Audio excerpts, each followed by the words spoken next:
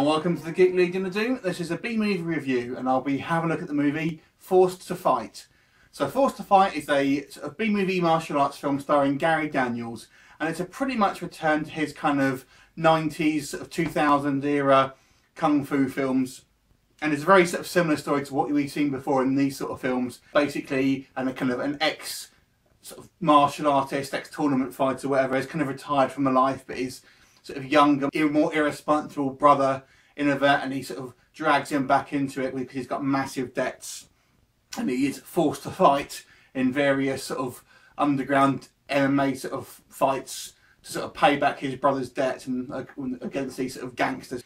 So pretty much it's a very, very typical B-movie plot. Seen this film multiple times before, and I'm a bit surprised, to be honest with you, because this is the sort of first sort of starring film that Gary Daniels has had in a little while, to be honest, and it's kind of a little bit of a surprise to see he's gone straight back into that sort of thing.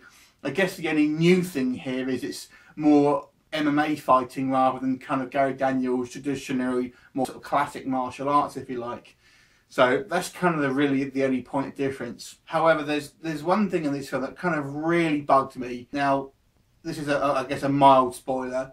Really, he's kind of forced back into this sort of fighting ring, and we see him at the beginning, and he's kind of this very sort of loving family man. He's got a little son and everything, and he's got a great relationship with him and his wife.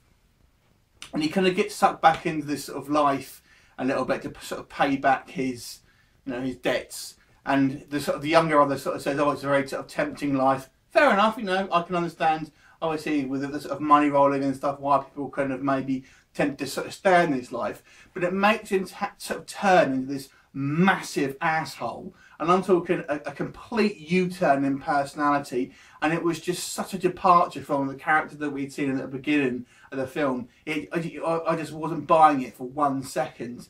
I mean, he was being really horrible and quite almost abusive to his son. And it happens pretty much like a switch.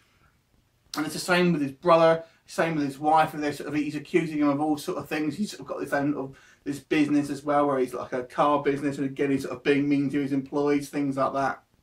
And it was way too much. It was too much of a big change up. I mean, I think they would have been better off having him become sort of tired and irritable and stuff like that, and kind of maybe a bit snappy, but not just a huge arsehole, to be honest with you, which is a bit of a shame, because this made that film go from an average film to a bit of a shit film.